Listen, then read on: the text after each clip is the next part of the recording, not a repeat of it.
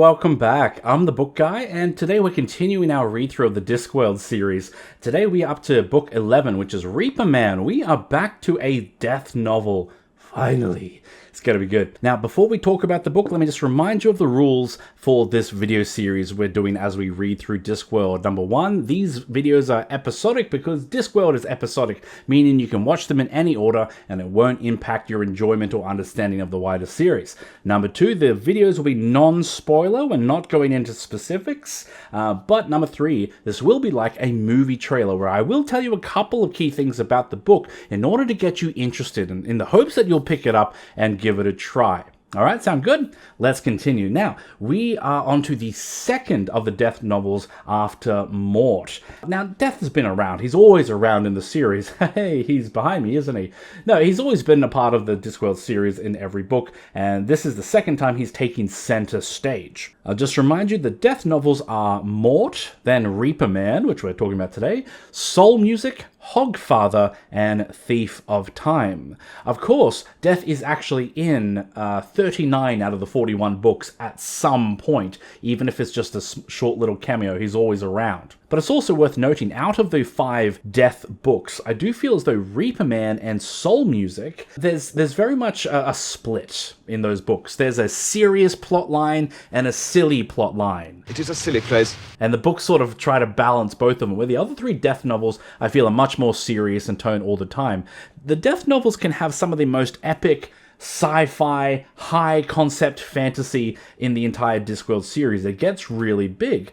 But I also do feel as though that there are Death books where it tries to go really big and also goes a bit silly, which doesn't necessarily appeal to all people. I'll just acknowledge that. It appeals to me. I'm that kind of guy, but yeah, it may not be your thing. Well, we are fond of the silliness. But what's this book about? Well, the concept is Death is about to die. So Death has a hall of hourglasses where you can see the sands of time and how much life everyone has left. And then one day he finds an hourglass with his own name on it. And that means there are forces within the universe, forces which Death is a part of, and they want him gone. They don't want him in the job anymore because they think he has developed too much personality. So Death goes into hiding. Meanwhile, no one can die anymore because Death isn't reaping souls. We meet the character Wendell Poons, who is a wizard, and as a wizard he knows when he will die. But instead of dying, he becomes undead. Meanwhile, the wizards who work with Wendell Poons, they're on the case. They're searching as magic erupts everywhere and chaos ensues as the barriers between reality itself begin to break down now that Death isn't doing his job.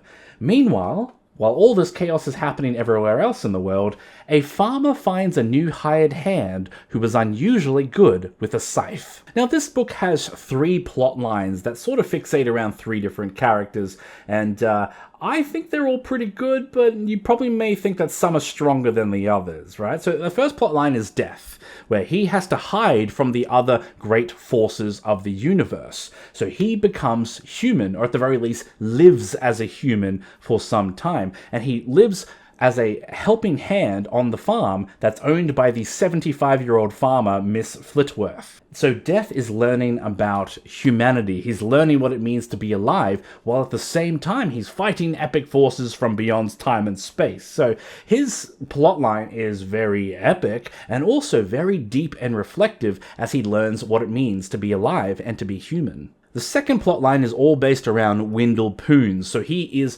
one of the old wizards. He's the eldest wizard. He's supposed to die at the age of 130, but no one is there to collect him when he dies, so he becomes undead. And he meets other undead who are advocating for their rights. Yeah, because the question is, should human rights apply to dead people? Like vampires, zombies, boogeyman? I have my rights. This plotline is quite charming and satirical. Yeah, if a little predictable at times. I mean, we kind of know what's going to happen to Wendell Poons at the end, don't we, right? But at the same time, Wendell is learning how to be alive again. He's learning to have friends and to have a cause that he cares about.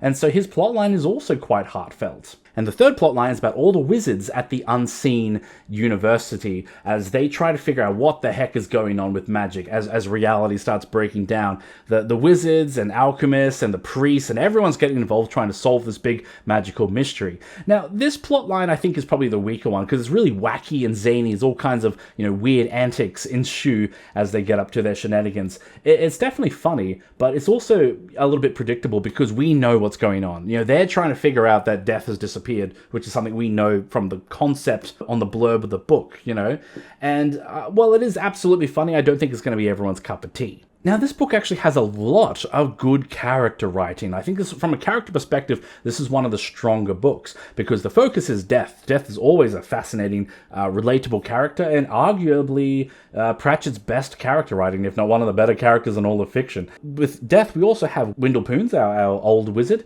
and even Miss Flitworth herself. All three of them are learning what it means to be human and how to live. And so that's one of the things I think is really good about it because we have three separate character arcs that actually fit together really well under one theme. Like Death starts the book as quite cold-hearted and calloused. He's not evil, he's just terribly, terribly good at his job. But over time, he understands why people want to keep living, even though death is inevitable. And Windlepoons he's a grumpy, cantankerous old man and quite selfish, but he learns to care about other people over the course of the story. And Flitworth, she's a fascinating character because she's quite headstrong, like many Pratchettian women.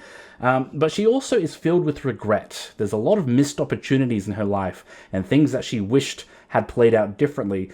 And she has a plot where she needs to learn to appreciate the life she has now. This story is also significant because it introduces Death's great nemesis, the Auditors. Or that's at least what they call themselves. They are the other forces of nature who check that everything else in nature is working out just fine. And they don't like personality and creativity and human nature because it doesn't fit in their neat little plan. A neat little package! The stories where Death goes up against the Auditors tend to be the most epic of all the Discworld stories. I think the Death books are also perhaps some of the deepest books in all the Discworld, because they're not just about death, they're about life and what it means to really live. There's a great conversation in the book when they are discussing Death's hourglasses and how he knows how much time everyone has left. And he tells his friend, "I'm not going to tell you how much time you have left." And his friend says, "That's not fair, If we knew when we were going to die, people would lead better lives." And Death replies, "If people knew when they were going to die, I think they probably wouldn't live at all." I don't know about you, but when I read that line, the book just sort of fell out of my hands and I stared at the wall for 10 minutes. Discworld is famous for hitting you with these beautiful, wise lines that make you reevaluate your priorities in life. I mean, I guess it would be nice to know when we're going to die, but then that knowledge would impact how we live. Maybe if it was far in the future, we'd lead hedonistic, selfish lives, or maybe we would, prioritize other people differently, but no, it would change human nature on a fundamental level. And I think not knowing, while it can suck, it also enables us to live lives like human beings that are free and natural. That's what it means to be free. But the Death books are ultimately about life. I mean, Windle reflects on his long, his wizardly, magically enhanced 130 years of life. And Miss Flitworth reflects on her simple life on a farm and all the things she thought she was going to do and all the great loves that she was going to experience, all of them forgotten. And then there's Death himself, who starts to question everything once he learns the value of humanity. So death may be inevitable, but maybe there are times when we should try to prevent it all the same. There are times when we realize that we need to fight to stay alive. Then there are other times when death, people die and it's okay. It's not the end of the world. It's all right. And there is that natural valuing of life that also means the acceptance of death and how they go hand in hand with the mature worldview. Death comes for all of us. I think the Death books in particular are so beloved because they can be beautiful and dark at the same time, and they teach us to appreciate the darkness in its own way. There's a beautiful line in the series that says, "Light thinks it travels faster than anything, but it's wrong. No matter how fast light travels, it finds the darkness has always got there first and is waiting for it." And then, of course, this is the book that has one of the most famous Discworld quotes of them all. No one is finally dead until the ripples they cause in the world die away, until the clock wound up winds down, until the wine she made has finished its ferment, until the crop they planted is harvested.